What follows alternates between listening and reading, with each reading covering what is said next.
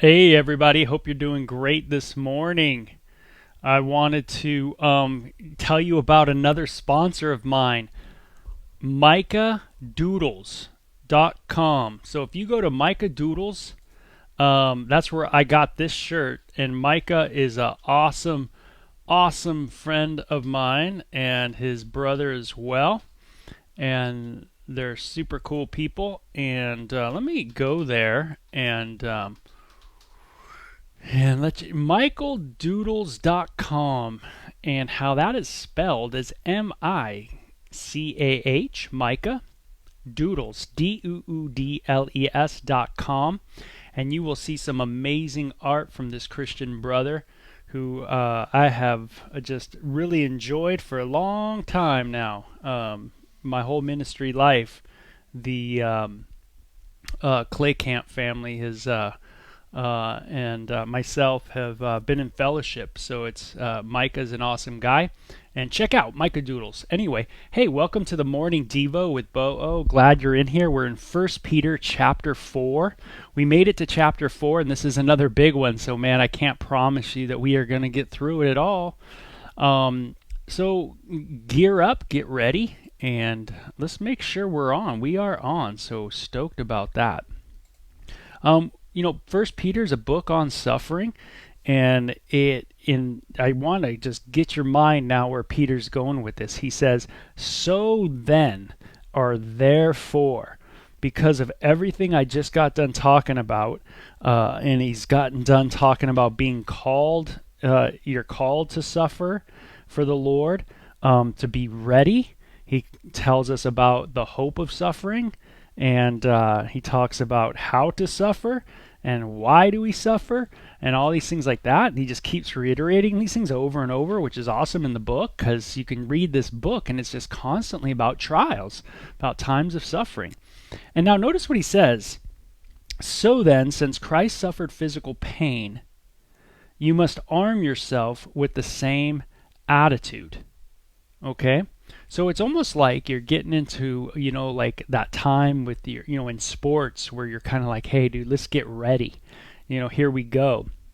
Notice it says, since Christ suffered pain, arm yourself. Arm yourself. What does it mean to arm yourself?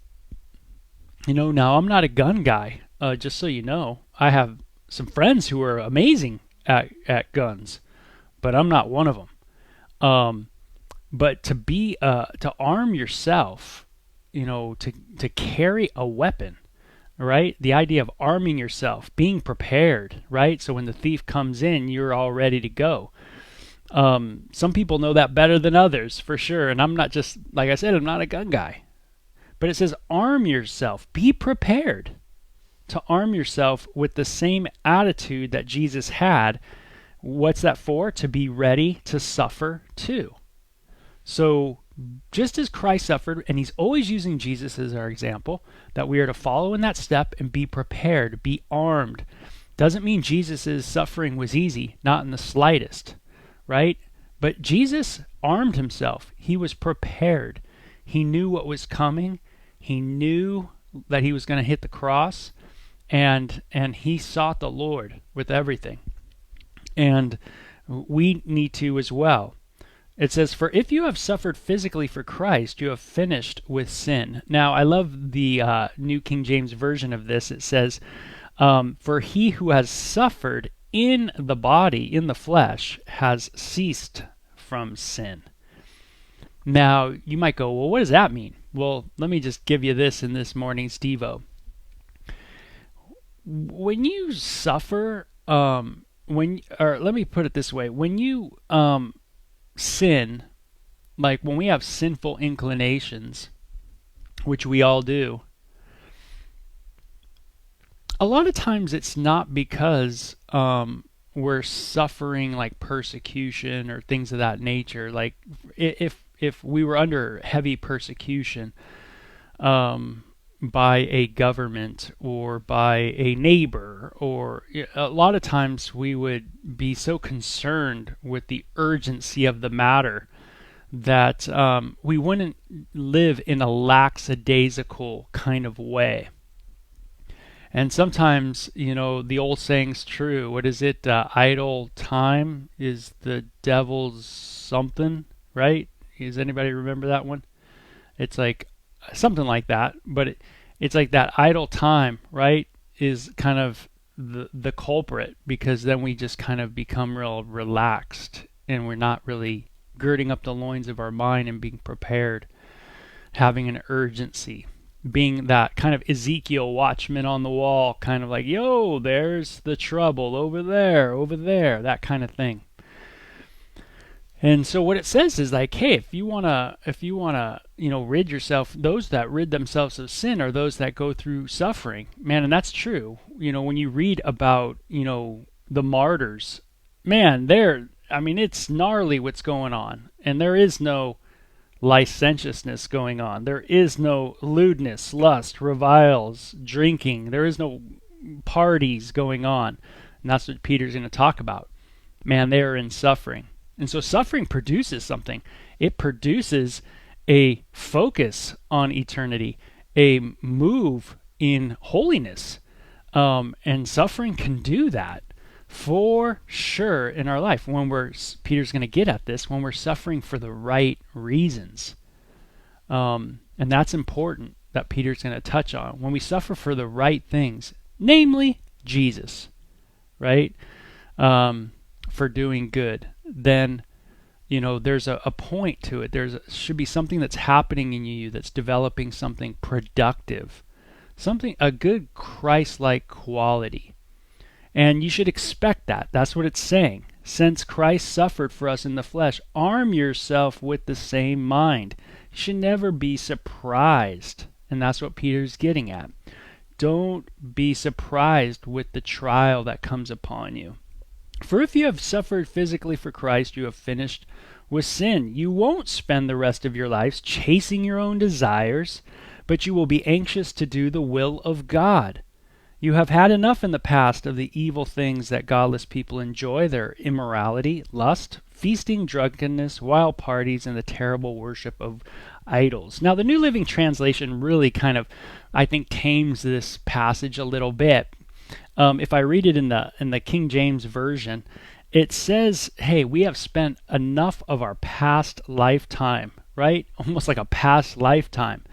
Remember what you did in the past lifetime, in doing the will of the Gentiles, right? The will of the Gentiles. Now, the Gentiles had a culture, and within that culture, there were certain ways of doing things that were accepted within that culture, and you have to realize that there was a lot of pressure to conform to the way that culture was. For instance, let me just give you a for instance, but when you study sexual immorality or sexuality in history, you find that in the Roman era, after the Greek era, both eras had a culturally accepted way of practicing marriage, and there was certain rules to it, just as there always has been rules to marriage. By the way, if a culture ever says, hey, your rules are too strict, well, they're going to heap up rules themselves, because that's what humans do. We might not like your rules, but we're going to make our rules, and then whose authority is saying whose rules better? So there's always a little bit of a fallacy there in our culture, for sure, when we're talking about marriage and that kind of thing. But there's rules back in those days to marriage as well, and some of those rules, or one of those rules, was that a male could have intimacy with a female if the female was of a certain a status. So if women had certain statuses in their society, so there was the woman of high society, wealthy woman that came from good family, good stock, those kind of things. You couldn't touch that person. They were under an authority. But if a woman was a slave, or worked as a harlot, they were open game. And even if you were married in history, that was considered okay. So and expected too in many times. But you know, so there's that's the idea of don't go the way of this. Don't go the former ways that you used to live. So when it says, hey, we have spent enough of our past lifetime doing the will of the Gentiles, that's important, I think, this morning, and just the idea of authority. Whose will am I gonna obey?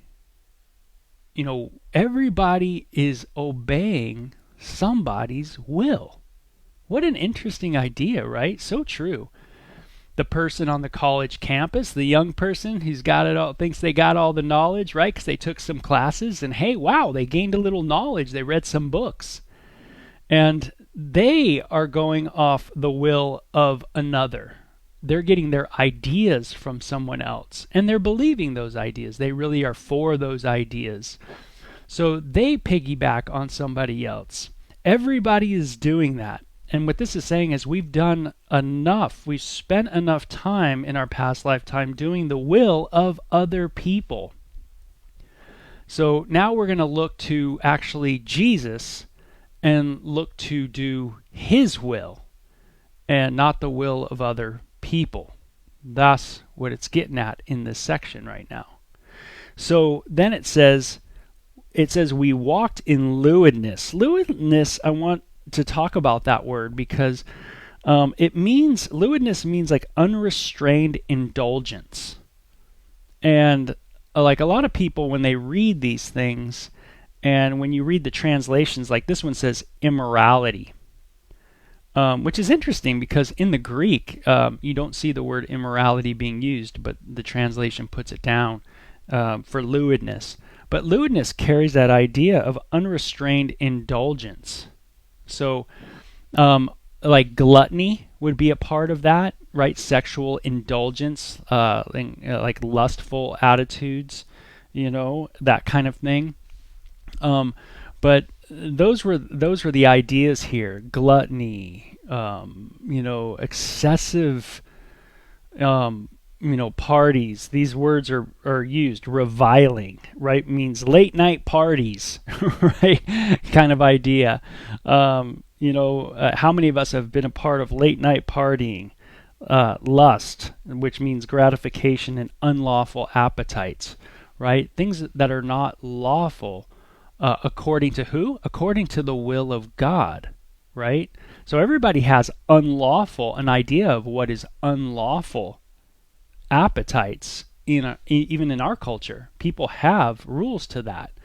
So even if you say, well, hey, I think this is okay, people in our culture are going to say, well, even within our framework of what we're considering okay, there's rules to that.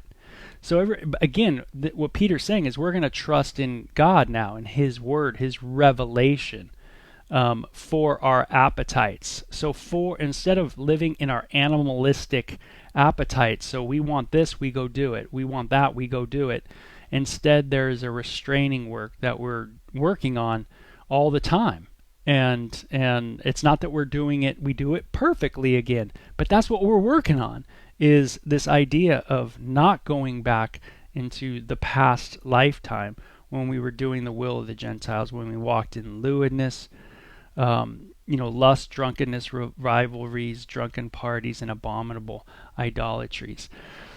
And so, this, let me just tell you this too, is this chapter 4 is, I think, the most convicting chapter to me in the Bible. Yeah, I think this is the one that hits me the most. There is so much here that just penetrates my heart and goes, bam, like boom. And again, I see Peter just getting with everybody, and he says, hey guys, listen, I know you're going through suffering, but suffering's doing something. It'll move you. If you're suffering for the right things, it's going to move you in a Christ-like way. So get your mind ready, right? Arm yourself with this. Be prepared for this. For there's going to be a move in your life towards goodness, towards holiness. You're going to see the rewards of walking in the suffering and bearing underneath the suffering that is going to come against you. And he says, hey, you know what? We don't want to go back to what it was, and that was a temptation of many people. Many people looked in Peter's day at what was happening, and they just went like, hey, I'm going to go back to my old life. It's easier. It's an easier life. People accept me. People don't bother me. I'm not being persecuted. And hey, why not? Just go the easy route. And Peter says, don't do that. Don't go that way. We're placing our lives in the hands of other people and what they desire. And man, you don't want to live that way. Based on an authority that is shaky. You want to live your life on an authority that doesn't change, the same yesterday, today, and forever, an eternal authority. And that's what the Bible claims that who God is the ultimate authority. So, we have spent enough of our time, past lifetime, doing the will of the Gentiles when we walked in lewdness, lust, drunkenness, revelries, late night partying, raves. Like when I think of a lot of the raves I went to growing up, like those would be considered, I think, revelries for sure. But I've been to a ton of drunken parties too, where you just drink at the keg, and those kind of things as well. And you have on your mind all kinds of other things going on, And so, like, this is definitely, I can understand when it says you walked in these things. This definitely sounds like, SoCal life, if you will. I don't know if you guys see it that way, but I definitely do. And again, lewdness, that idea of indulgence, think of gluttony. Don't just think of, oh, well, Bo, I didn't party like you. Yeah, but do you indulge in food? Is that an issue for you? Do you indulge in other things? Do you get around with your friends and just criticize people? You indulge. Unrestrained indulgence. There's no restraint at all. You just go to town. And that, Peter says, let's not go that direction. Now, back in those days when they partied, they didn't quite party like I partied in SoCal, in the sense that our partying was more of drugs and alcohol, but they partied with food, drugs and alcohol, and sex. And a lot of their parties had all those things together. And it's not that doesn't happen in SoCal. We all know it does everywhere, right? But, you get the picture is that these people, they were really used to this kind of indulgence. Food is good, but it has a proper role to play in our life. And no more. And sex is great. It's awesome. But it has a proper place in human beings. If it didn't, if there was just no rules to food, if there was just no rules to sexual behavior, none. Don't try to say, oh, well, there's a little, hey, this is what I think over here, because you're setting up your own set of rules. But what if you just said no rules, just anarchy and everything, in food, sex, vileness, right? Hatred, no restraint at all. Man, and at times it seems like over and over we get tastes of that in our world, and man, it hits us hard, right? Yeah, because we see these things. And in our world, we have a lot of unrestraint that's all around us. And I mean, that's why it hits me hard too, is I have a ministry that's just for the sexual things, because man, that's tough in our day. I mean, we live in a day where, there's so much eye candy, so to speak, that it's easy for men and women and boys and girls to move in those directions of unrestrained indulgence. And so Peter says, hey, let's not move that direction. Let's arm ourselves. Let's be prepared for the battle that needs to take place, the right battle. It's a battle of grace, man. It's a good battle. Glad we got it. We want that battle. We want to be able to fight things. There was a time when we lived, it says, in this unrestrainment, not restraining things, this indulgence. And what did it get you? Where did it get you? Was it loving people, or was it just narcissism? And Peter says, man, take a look at that. And let's remember that the current trial you go through, that's a work of grace too, to move you away from things. God's got something better. So, hey, that's the start of chapter 4. I didn't even get 3 verses, right? I mean, I did get 3 verses. But wow, what a good 3 verses. Therefore, since Christ suffered for us in the flesh, arm yourself with the same mind, for he who has suffered in the flesh has ceased from sin, that you no longer live in the rest of your time on the earth in the flesh for the lust of men, but for the will of God, for we have spent enough of our past lifetime in doing the will of the Gentiles, when we walked in lewdness, lust, drunkenness, revelries, drinking parties, and abominable idolatries. Okay, have a great day, and Lord willing, we'll see you tomorrow. Bye-bye.